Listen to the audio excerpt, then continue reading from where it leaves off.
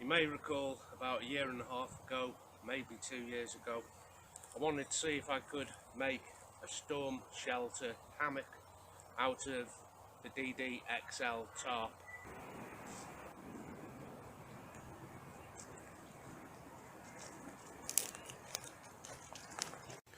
So here on top of the kit pack is the DD XL tarp. What I like about this, if you haven't seen it on the last episode, is as you put it up, it brings a roof over you as well.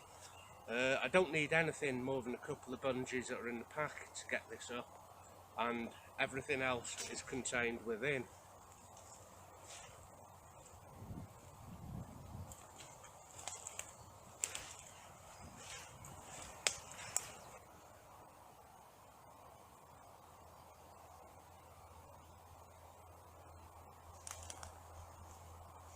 And the way that's been hooked on or through these series of loops. To finish this off, I've tarp clipped on either side and just bring it straight up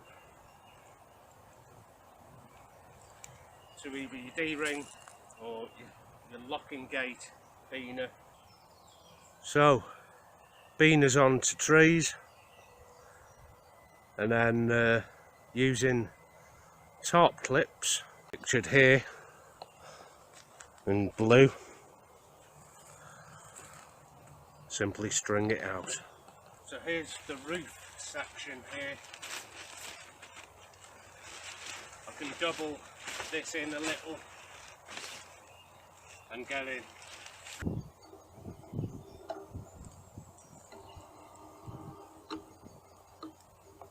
Now this has been weather tested back at base camp, and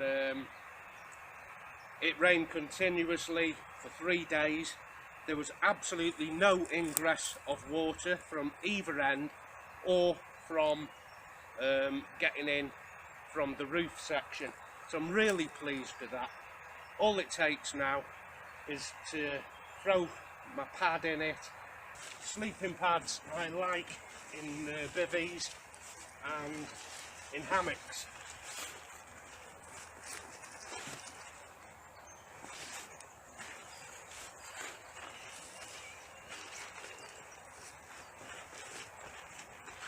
Okay, and as you can see, I can just toddle back the roof and flip it over and have a nice sun trap for the lights come in.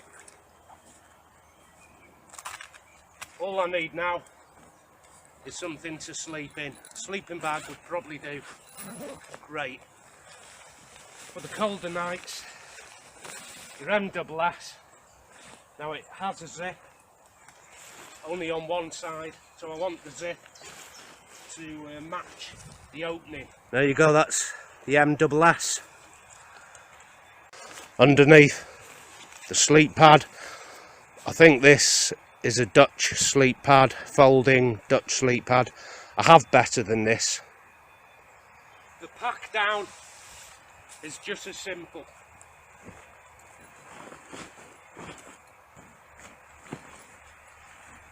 My MSS goes straight into my Bergen or my kit bag.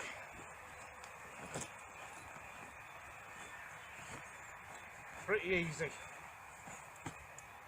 So to detach the roof section like that, roof section down,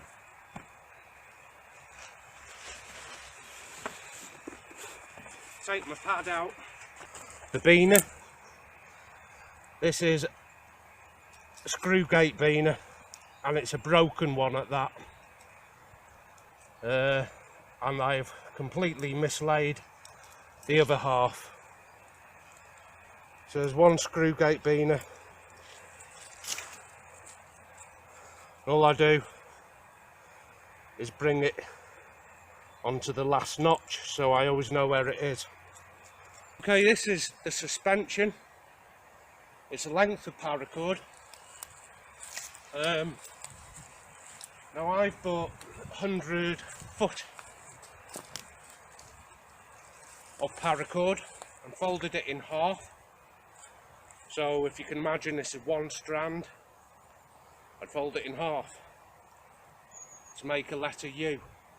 Say every fingertip to thumb along, I tie a knot. Comes all the way back to a prusik loop, which I have pre-attached here. Now don't worry if you haven't seen the other video, because last week at HQ, while it was raining and I had nothing better to do, we filmed exactly how to make the suspension and the prusiks. Rolling it away is relatively simple. I take it from halfway,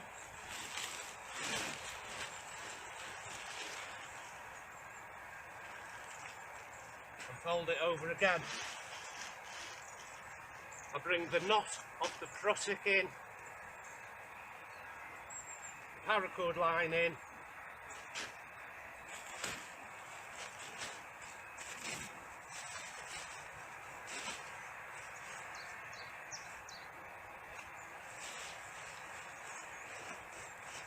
and I simply roll it.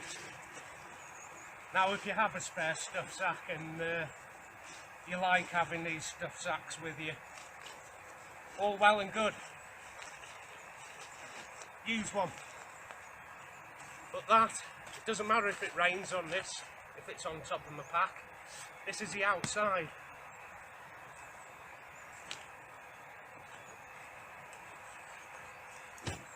It's only a case now of popping it into the compression on the top of your pack.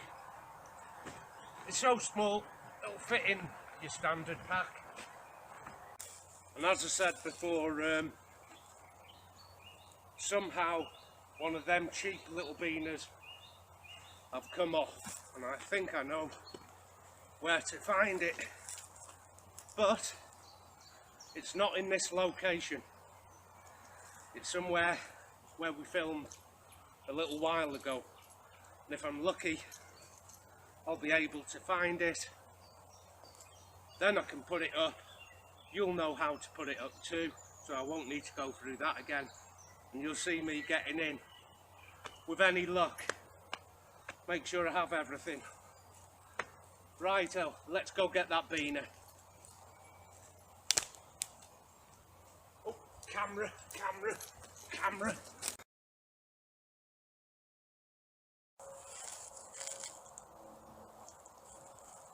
Okay, so not much joy of me finding that beaner.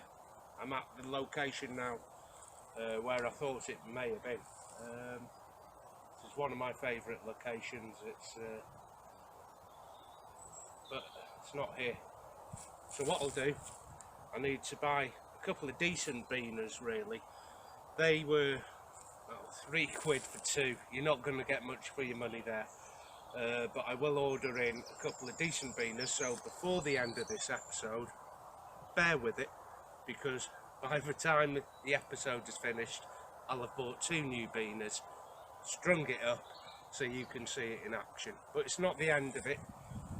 I've also designed this to be a ground shelter as well, with the pad underneath. And as you can see, here's the suspension. Had I have used it as the hammock setup. So it gives me quite a space to lie here. Now I don't need anything more than 2 trekking poles. I don't need to string it out or anything. If I have this taut enough, it's simply a case of popping one either end. So now I put in the last trekking pole.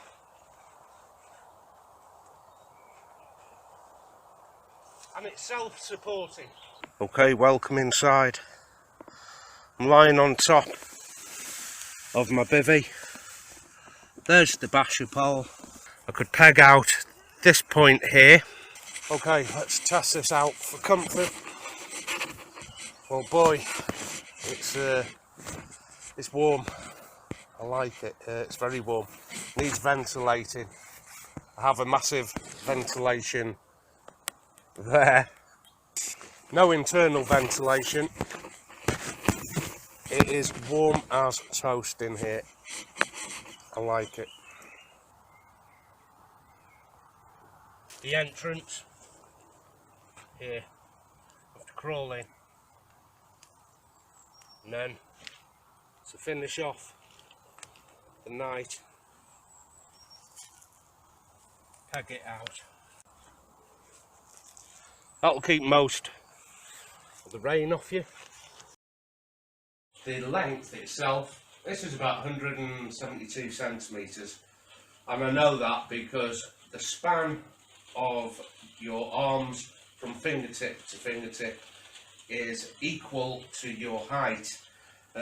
So I've measured this fingertip to fingertip, so I have about 172 centimetres, and I'll be making a prusik loop, a section of paracord. Now what I'll need to do is find its halfway point.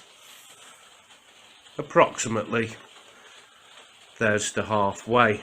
Now I've shown you this before last time on a separate video, but I'll very quickly run through it again. I just make a twist.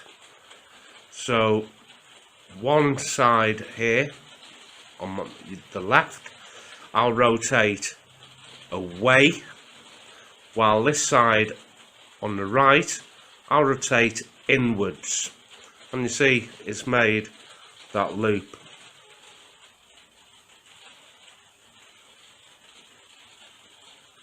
There you go, it starts making a double weave. And I can just pull a little to get that tension. And the reason I'm making a double weave, one, it's going to give a lot more friction than not making a weave, and it'll give it a lot more strength.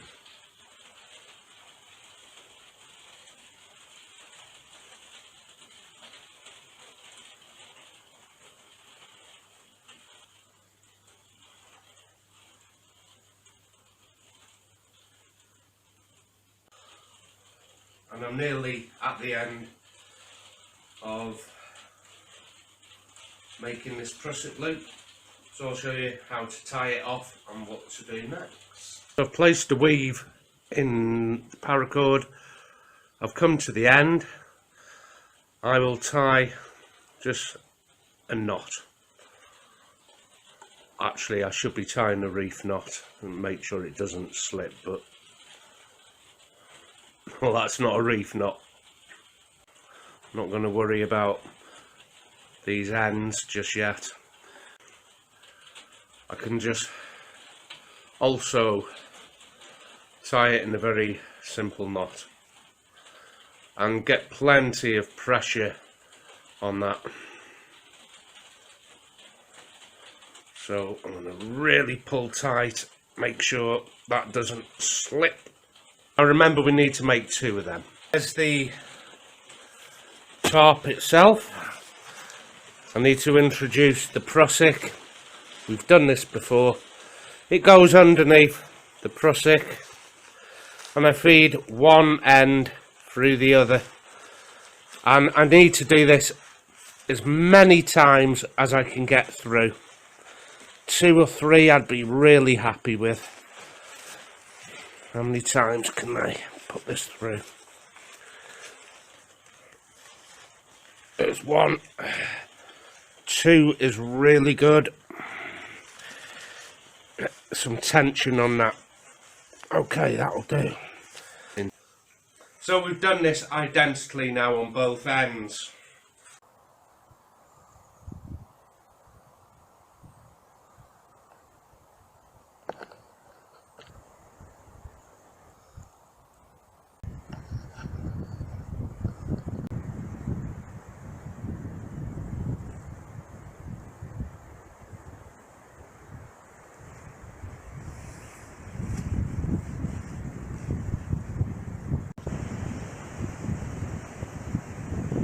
Okay, I didn't have much time to shop for the beaners, but you'll be glad to know I have managed to salvage the webbing off an old hammock.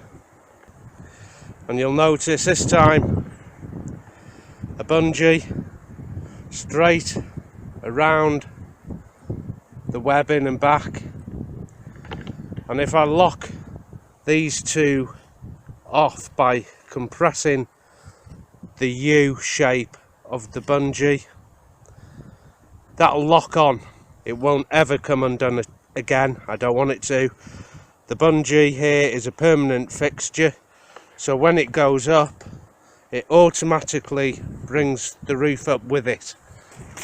Inside my MSS full system 3-piece, it's only a case of getting in and seeing how weatherproof we are.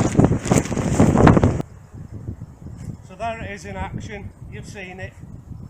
I couldn't get the beaner in time, but you know, just be aware, if you can't find the webbing, because I've tried looking for it in the shop and it's not readily available, so you can use paracord, providing you double loop it.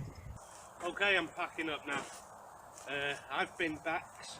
This will be trialled this year on a few overnighters, either in hammock configuration or bivvy configuration. The tent, I think, can stay at home. So until next time, take care of yourself, and I'll see you soon.